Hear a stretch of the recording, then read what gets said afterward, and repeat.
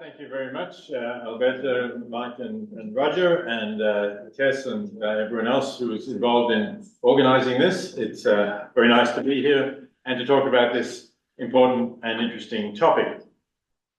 As Alberto said, I'm going to talk about some of the disagreements that I've experienced and hopefully put them in a context that says a little bit more general about moral disagreements. And I'm going to talk about them on three different levels, so rather briefly, obviously. I'm doing all this in 40 minutes. Metaethics, normative ethics in sense of large normative theories like utilitarianism or deontological theories, and practical ethics as well. Some of you may know I was a graduate student here at Oxford. I arrived here in 1969 and did the B.Phil. The most important relationship that I had at that time with a philosopher was with R.M. Hare, who was then the White's Professor of Moral Philosophy. And that relationship actually began with a disagreement in that I wasn't originally being supervised by Hare, but I had, as an undergraduate at the University of Melbourne, I'd written a paper trying to show why Hare's view could not work in the way he wanted it to. Now, probably a lot of you are not familiar with Hare. He was a person who thought that moral judgments are prescriptions. That is, they are of the same family as commands or imperatives. And of course, commands and imperatives are not true or false. You can say, shut the window. Doesn't make sense to say, was that true or false? It's not of that kind of sentence. So Hare was part of this larger family of theories that are sometimes called non-cognitivist. That is, there's no knowledge in ethics. Sometimes called subjectivist, because in a way, in some sense, it's up to us, subjective, and distinguished from realist or objectivist theories in ethics. So Hare was, as I say, in that sense, on that family that you might associate with subjectivism, but he was keen to get scope for moral argument in. He thought that was really important. And to do that, he argued that if you're going to use moral language, terms like ought, good, so on, then that carried with it the idea that your judgments are universalizable. By that he meant, if you make a judgment about what you ought to do, and there's someone else in relevantly similar circumstances, then if you claim that you ought to do this, and you're using the word ought properly, then it must be the case that someone else in relevantly similar circumstances ought to do that as well. Of course, there's a lot of discussion then about what counts as relevantly similar circumstances and why. But that was Hare's objective, to show that despite the fact that there's a sense in which you can't really say judgments are true or false, there's scope for reason and argument, and it comes through putting yourself in the position of others, because if you make a moral judgment, you would have to make it even if you were in a different position. For example, you were being harmed rather than benefiting from that situation. In the essay that I'd written, I tried to show that he couldn't really have both of those, because somebody could always argue that they did not have to, they were not using moral language, and therefore that they didn't have to universalize. So I sent that paper to Hare. I put it in his pigeonhole at Corpus with a little note saying, this is something that I wrote before coming to Oxford. I'd be interested in your views about it. And Hare actually had a bit of a reputation for not suffering people who disagreed with him and who he thought were wrong too lightly. So I was somewhat apprehensive when he sent me a note saying, come and talk to me about your essay at such and such a time. And he did, point out why he had already thought of the point that I had made and how he would deal with it by acknowledging that the amoralist was not caught by this position. So although there was a disagreement, there was, I think, an acknowledgement that I had had something to say that might be worth saying. And he then asked me who was supervising me and asked me if I would like to come to him at the end of the semester and do some work on moral philosophy, because I was doing political philosophy at that time. So I accepted that offer, and I worked with him on moral philosophy, and he then supervised my my BPhil thesis. So I thought that was a good introduction to the fact that you can disagree with people, and they can respect what you're doing and welcome the criticism and welcome the discussion. My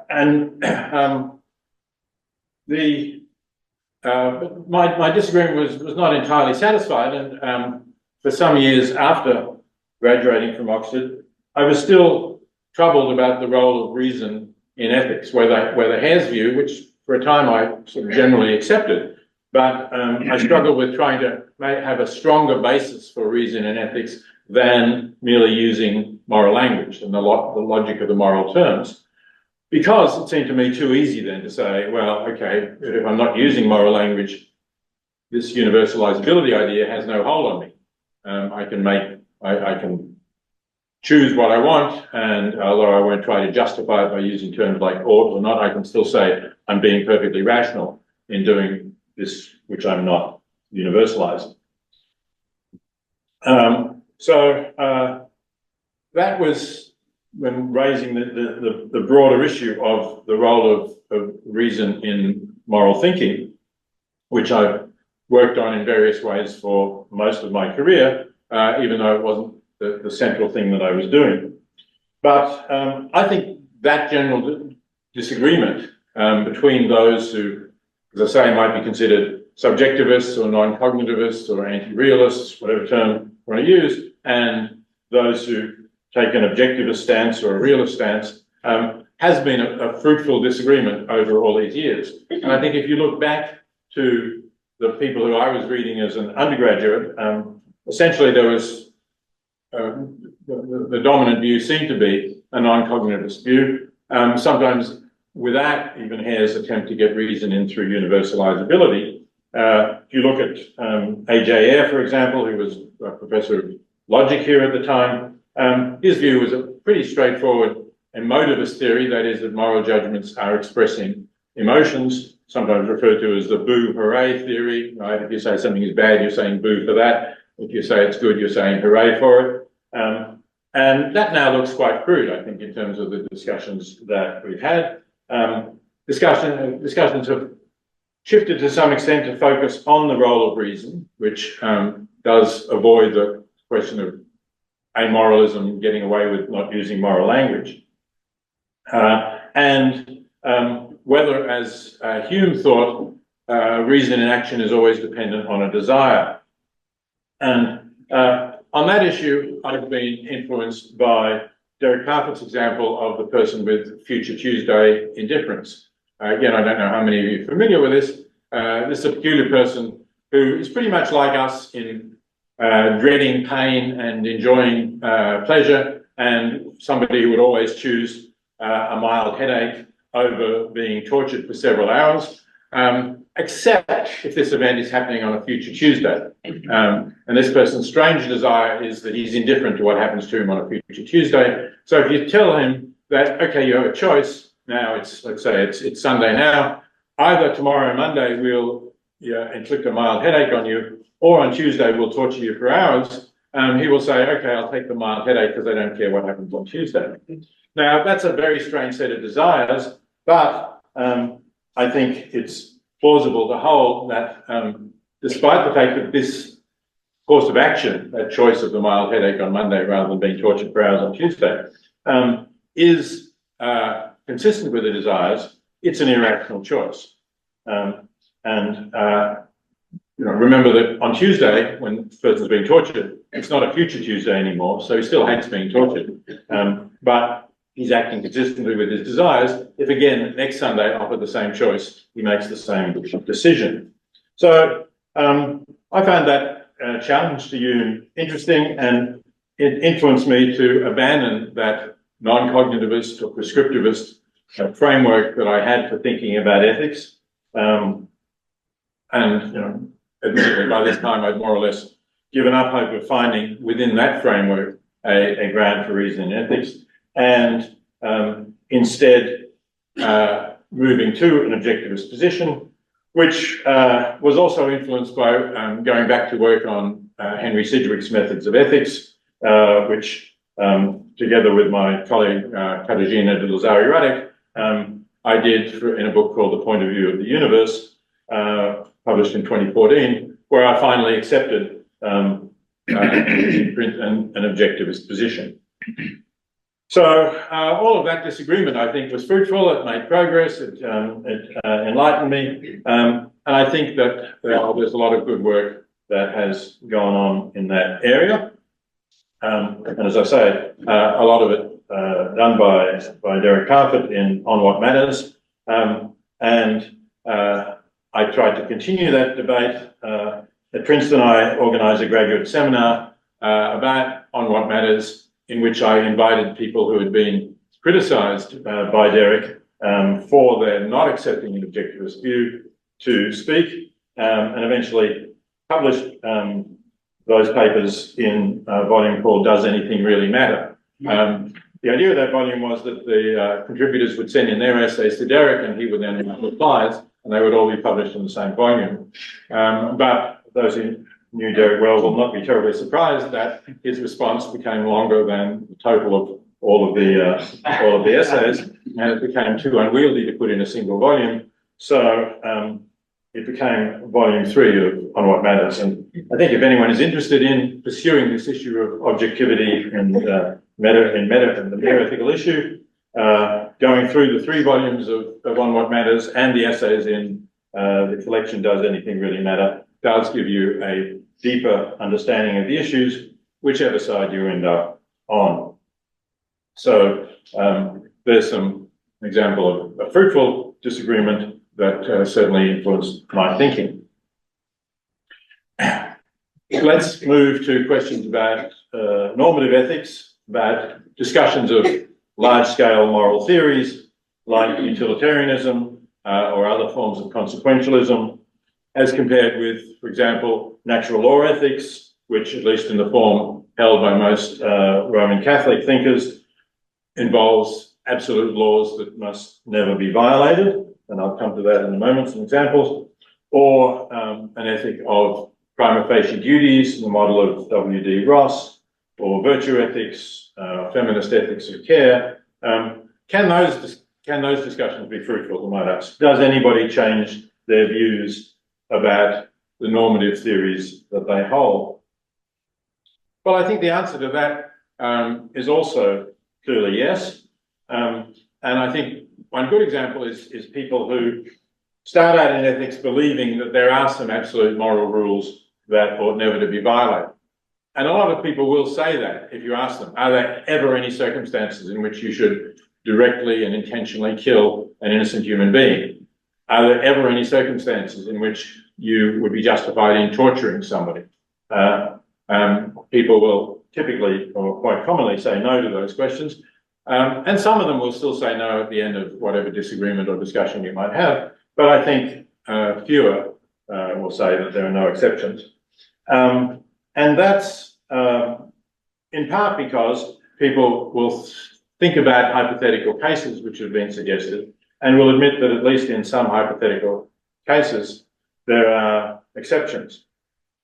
So take, for example, killing the innocent. Bernard Williams in Utilitarianism For and Against puts up a case that has become known as Jim and the Indians. I don't know whether Indians is the right term we should use anymore now, maybe the indigenous people.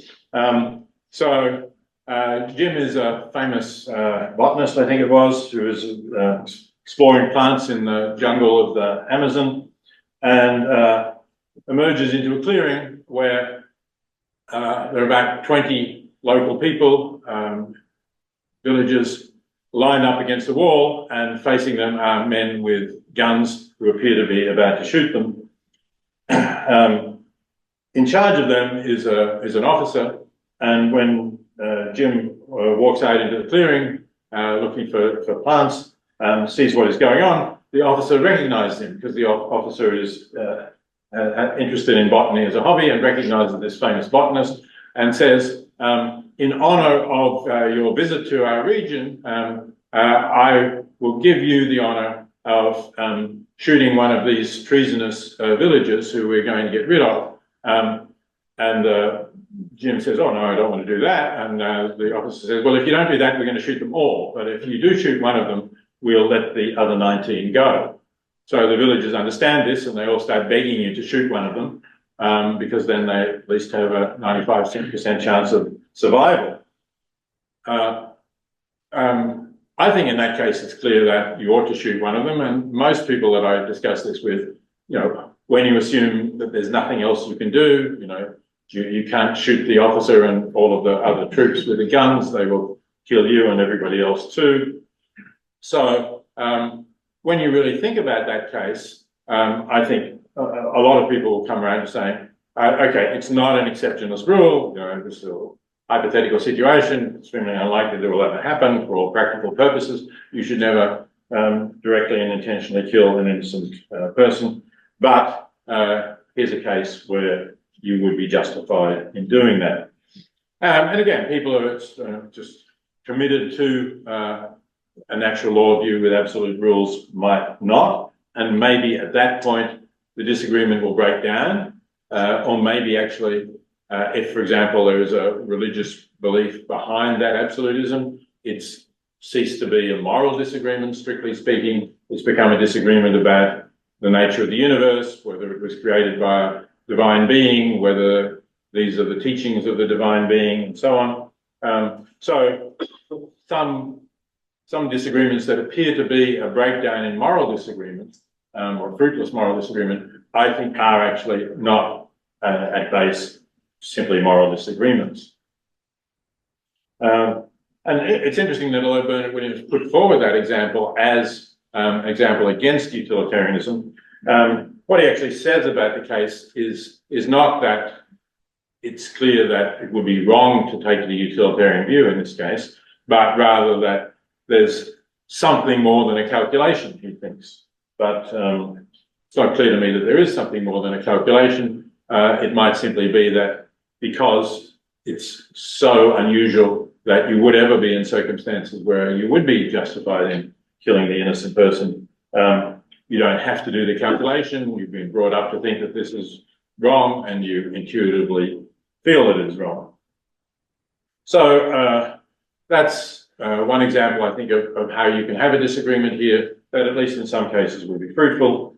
And there are other famous examples about the other kinds of rules like torture. The terrorist who has put a ticking atom bomb in the basement somewhere of a building in Manhattan, it's going to go off in a couple of hours if you can't find it. The only way you can find it is by torturing the terrorist, or maybe even torturing the terrorist's 5-year-old daughter in front of the terrorist. That's, some people will find that more difficult, especially if you're torturing the child rather than the person whom you know is the terrorist. But again, I would argue that considering the immense amount of both death and suffering that will occur, if you don't do this, and if you have reasonable grounds for believing that this will enable you to disarm the bomb in time, that would still be the thing to do. So note that in these kinds of cases, we don't need to assume the truth of objectivism in ethics to make the argument fruitful. What we need, I think, is the requirement that we have consistent ethical views. And you might think that you have a consistent ethical view that it's always wrong to kill an innocent human being or always wrong to torture somebody until some of these cases are put to you. And then when they are put to you, you may see that you cannot consistently say that it's always wrong to hold these views. And sometimes, you might say, well, these are fairly obvious sorts of cases that people should be able to think about. And sometimes I think they're a little bit, takes a bit more ingenuity to think of it.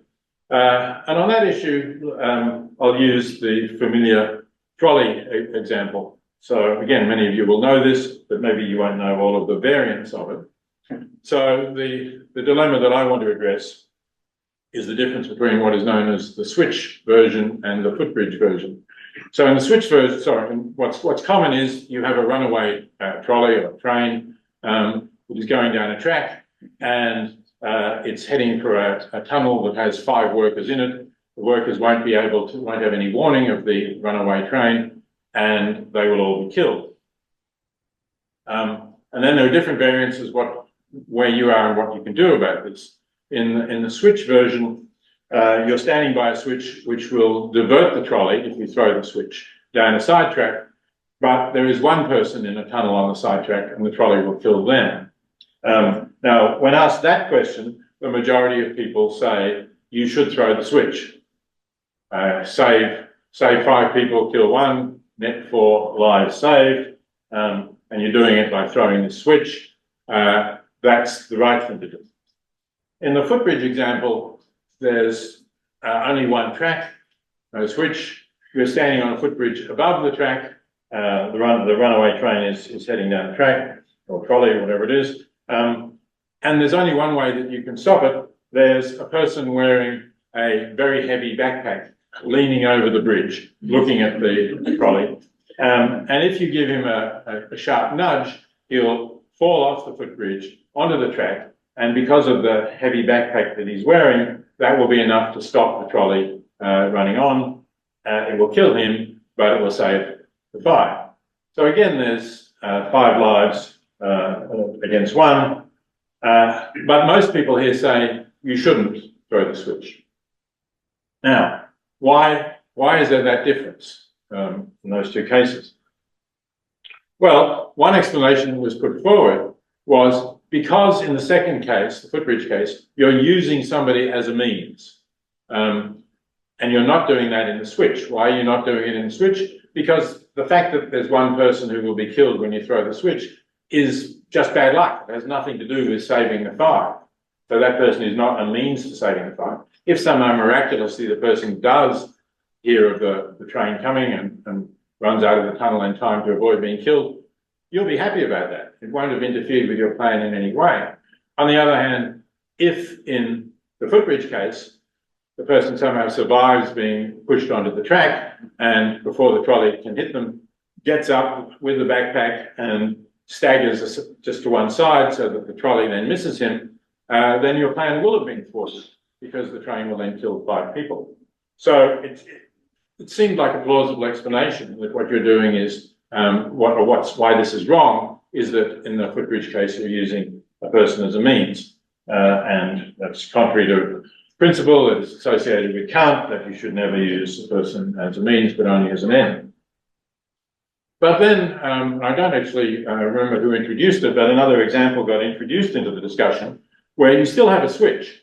But the switch this time doesn't switch the trolley onto a complete side track. It switches the trolley onto a side track that is actually a loop and comes back to join the main track before it gets to the tunnel where the 5 people are.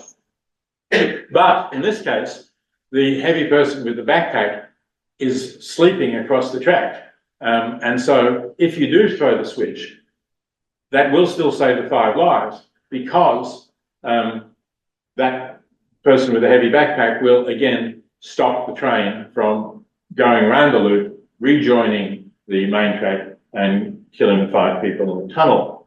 Now, interestingly, when you ask people, these are surveys that have been done, when you ask people whether that would be wrong, their response is closer to the switch case than to the footbridge case. It's somewhat in between, as I understand the results. It's somewhat in between, but more people are prepared to say you should throw the switch here than you should push the heavy stranger off the footbridge. Now, that seems to show that it isn't using someone as a means to an end that is doing the work here, because if that were the case, then people would say that that this is wrong. And Josh Green, who's done empirical work on this, is a professor of psychology at Harvard. No, he did his PhD in philosophy at Princeton before going to Harvard. Green suggests that the reason for this is not, and the reason for the different results is not exactly that you're using someone as a means, but that you're using physical violence against someone. You're pushing someone with your hands off the bridge. And he says, we have a negative intuition about that. We have a yuck response to the idea of pushing someone to their death, and we don't have a yuck response to the idea of throwing a switch. Why is that? Well, Green's explanation is that through the hundreds of thousands of years of human history, or possibly even millions of years of primate history, as we are social mammals, we have had to develop inhibitions against harming other members of our group. Pushing people off high places was always something that was possible for us, and something that we developed, therefore, a yuck response to doing, a negative intuition. Whereas switches haven't been around very long, we haven't developed in evolutionary time, we haven't had time to develop any inhibitions about throwing switches. So I think that's another interesting contribution to the discussion, again, whether you agree with it or not. It seems to me to be a fruitful discussion. It introduces a new example, it tests our intuitions, and it adds an explanation of our intuitions, which raises the question, which is important for disagreements in moral philosophy, raises the question of the extent to which we can rely on our intuitions about particular situations, and suggests that an evolutionary explanation of our intuitions may be a debunking explanation, one that actually discredits the intuition and encourages us to think that perhaps we should not rely on that intuition. And that can be a way, once we become more critical of our intuitions, that can be a way of, again, changing people's minds, and in which what might initially be a disagreement will lead to a degree of agreement. So there's more to be said about intuitions, there's more to be said about how much weight to place on them. Obviously there's a discussion there that was, if not started, at least advanced by John Rawls in his use of the reflective equilibrium model in the theory of justice. So yes, we can say more about that, but I think it's a fruitful disagreement. I should also mention that I've changed my views in normative, at the level of normative ethical theories, not in terms of changing from utilitarianism to a deontological view, not making any spectacular announcements, but in changing from a preference utilitarian view to a hedonistic utilitarian view, which has a number of origins. To some extent, it's related to the switch from the kind of framework that Hare had to an objectivist framework, because on Hare's view, since you were universalizing what you wanted, it was sort of a short step to universalizing preferences, saying what we ought to do is to satisfy, maximally satisfy people's preferences. Once you become an objectivist, you can think of other things that are intrinsically good, even if they aren't exactly what people prefer at the time. And perhaps pleasure and the avoidance of pain are things that are intrinsically good. So that's one possibility, one part of the reason why I changed. But also there were independent arguments about what preferences. I think Hare also struggled with this. What preferences is it that you should universalize? Are they just the preferences you have, or are they the preferences you would have if you were thinking calmly, more better informed about the situation? Because we might have preferences because we're very angry, somebody has done something bad to us, our preference is to do some violence to that person, but obviously in a cooler moment we might think that's not our preference. So there are, again, a variety of reasons for that, and it's just another example of a kind of disagreement that I think can be fruitful. All right, let me come then to disagreements in practical or applied ethics, which can raise quite deep philosophical issues in some circumstances.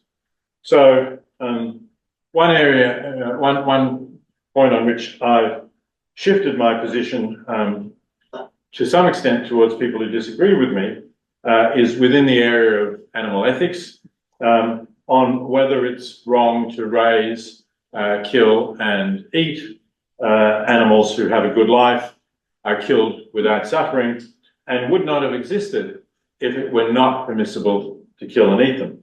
So this is an argument that's used to defend eating farmed animals who have been raised in, let's imagine, ideal circumstances, let's say not trucked to slaughter, perhaps just killed in the field where they were standing. And if the farmer could not sell their meat for something, then obviously the farmer would not be doing that because it costs money to feed animals and look after them, and the farmer would not be able to make a living without doing that. In the 1975 edition of Animal Liberation, the first edition, I said that it was not justified, and I argued that the contrary view rested on the idea that we benefit a being by bringing that being into existence. And at that time, I said, you can't really say you benefit somebody by bringing them into existence because there's no somebody or some being to be benefited. Beings have to exist before you can benefit them. And once the being exists, then you ought to benefit. And if it's living a good life, you ought to let it continue to live that good life and not kill it. But again, some of the arguments that Harper put made me think harder about this. Obviously, the arguments that he makes about population, about person affecting, about non-identity problems and objections to person affecting views are relevant here. And I'm not going into that because that's a very difficult debate. So difficult that I don't think Derek was able to find a solution to it during his lifetime. I don't think anybody has found a real solution to it since. And to that extent, I don't really have a fully committed position. But obviously that is relevant to this question about the raising and killing of happy animals. So although I don't say that I'm confident that that's the right thing to do, I'm also don't think that I'm not confident that it's the wrong thing to do. So I don't really oppose those who argue that it is. I say, well, that may be right. The bigger issue, of course, and it's the vastly bigger issue in terms of numbers, is not eating animals who have miserable lives, who are living in factory farms, which is almost all of the animals who are raised and killed for food in pretty much, or certainly in all of the affluent countries.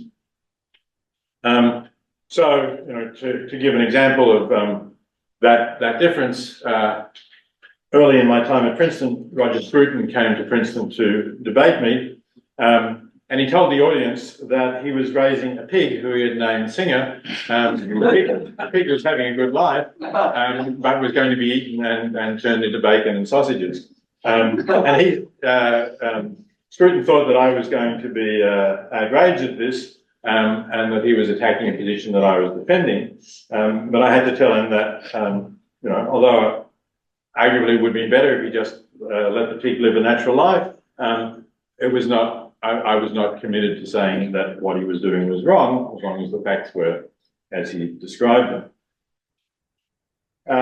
So, you know, I think to some extent that's a fruitful debate that's going on, still continuing between various people who argue that it is or isn't wrong. I think we can continue that debate. I don't know whether we'll be able to produce a resolution unless we can also resolve the problems about the population, but it certainly should continue.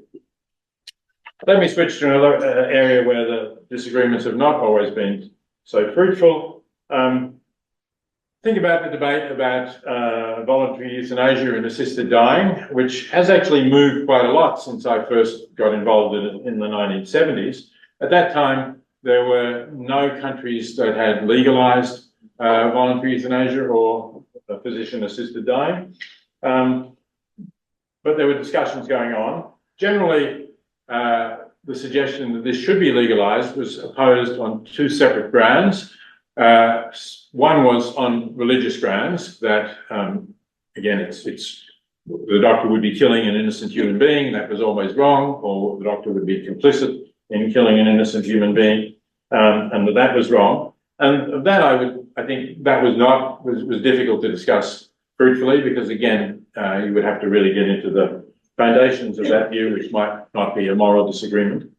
And the other argument was a slippery slope argument. that once we start this, governments will start killing more people. There was a quote that went around from somebody at the Nuremberg trials that said, you know, the first little cog that led to the Nazi genocide was the euthanasia of disabled, intellectually disabled people. And there's some grounds for that, but that was not euthanasia by any real description. I think it was getting rid of useless mouths, as they were called, who were seen as a blot on the Aryan fault. It was not for the benefit of the people who were being killed. So that argument was quite difficult to assess and to counter, the slippery slope argument, though, while there was no experience with it. But then gradually we got experience. From the 1980s, it became possible for doctors to openly practice euthanasia in the Netherlands. That was not actually fully legalized until the year 2000. Oregon legalized physician-assisted dying in 1997.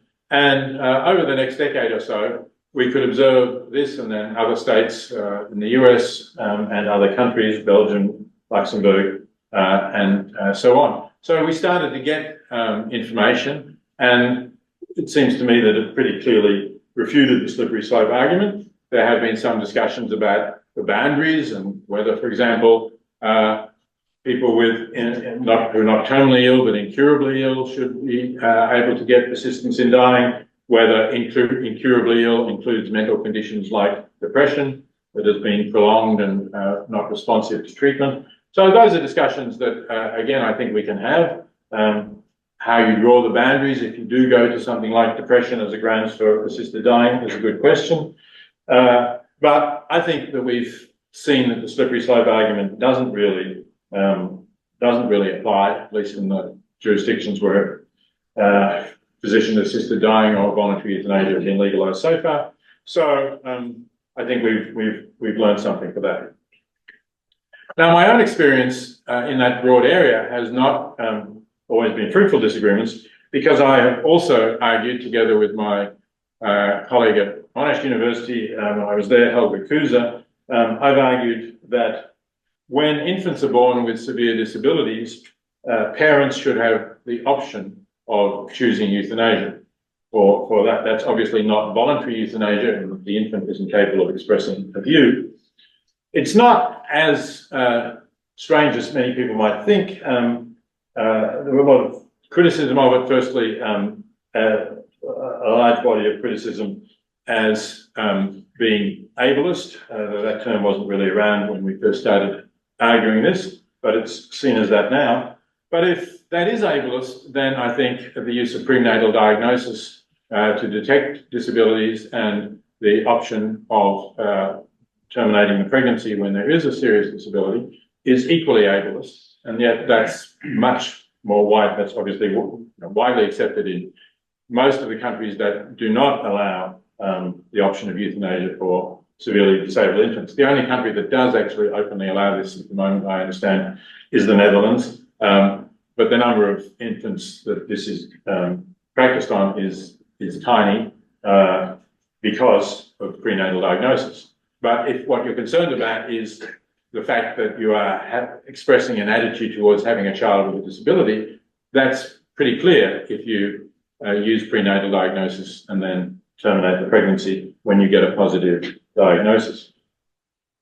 But despite that, the disagreement that I got was very strong, although not at first after expressing that view. So I first expressed it in the first edition of Practical Ethics in 1979, and then with Helga Kuza in a book called Should the Baby Live, published in 1984.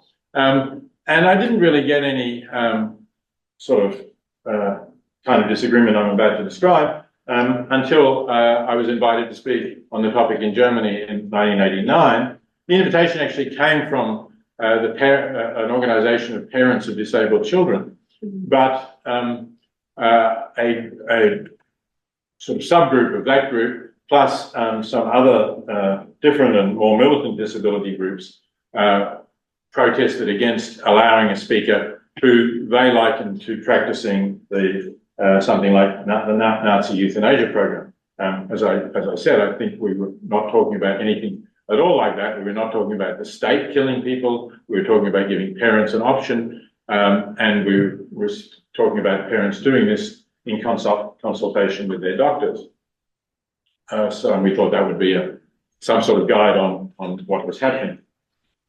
But when I was invited to give that talk, the protests were so heated that the organisation withdrew the invitation. I had already, by the time it was withdrawn, I was already in Europe, and somebody else who didn't agree with the decision to withdraw the invitation invited me to give a talk at their university, but that led to me essentially being silenced by being shouted down.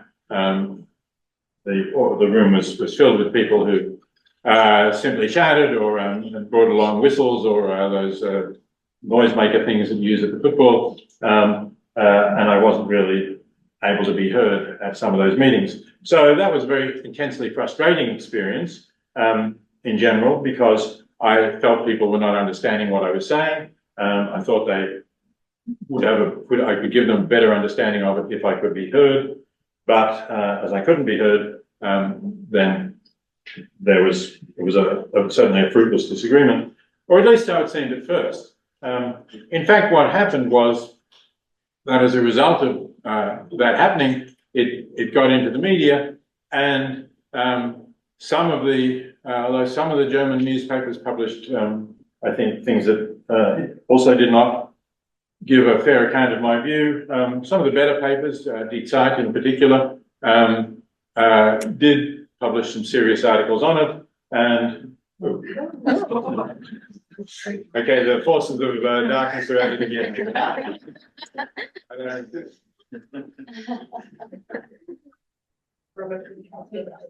Anyway, I can, yeah, good, thank you. Right, so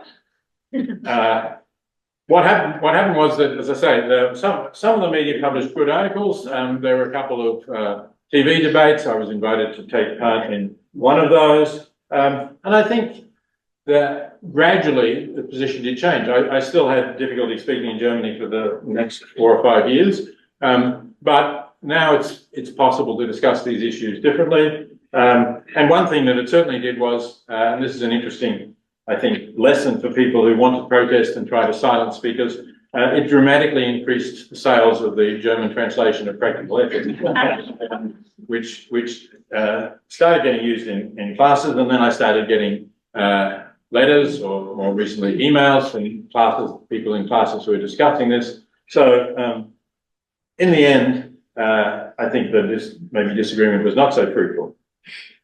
But I do still get a lot of what I would consider unfruitful disagreements. In fact, just this year, after I saved this email because I knew that I was giving this talk already, I got an email saying, "Just heard your views on murdering disabled kids up to the age of 3. You should be murdered. People like you should be tortured to death," et cetera, et cetera.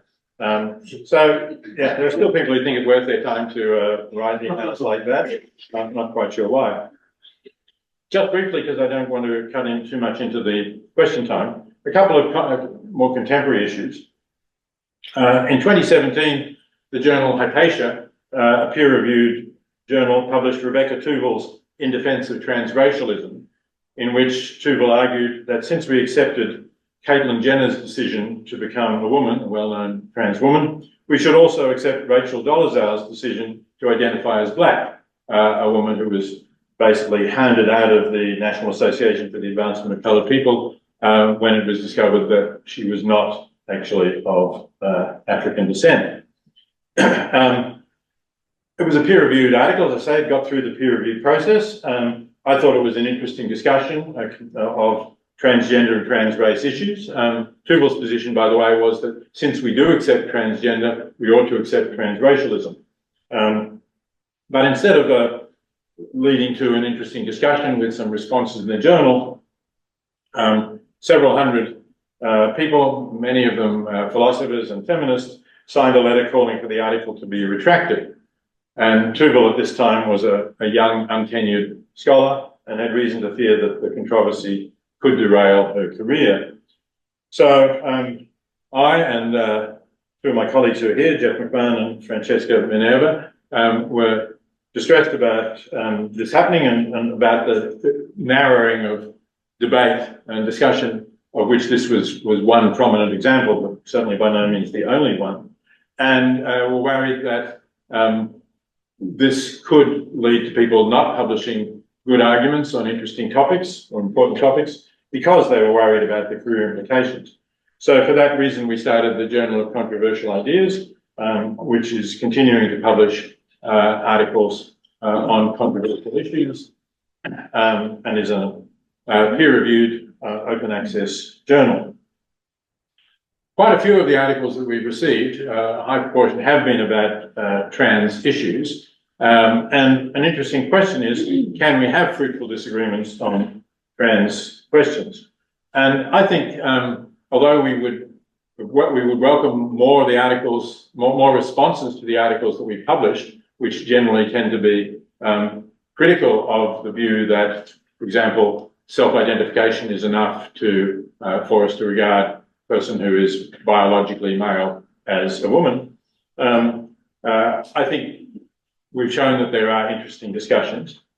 And the last event that I organised at Princeton, because as I said, I'm retiring from Princeton officially on June 30th, but I was on leave for this semester, so I didn't organise any events in the spring semester. The last event that I organised in the fall semester was a talk by Holly Lawford-Smith, who is a gender-critical feminist, on the topic of whether it's wrong for a man to identify as a woman.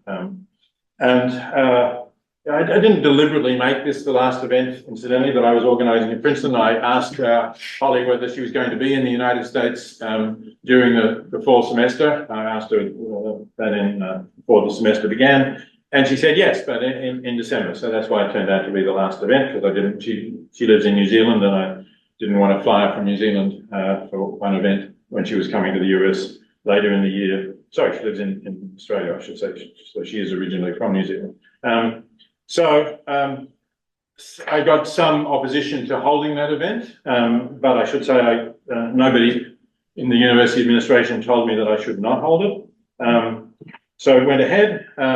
It was in a peaceful event. There were no actual protests. And I think we had a good discussion. I did organise a response from my colleague Elizabeth Harmon, but I think we showed that you can have a good discussion of the arguments for and against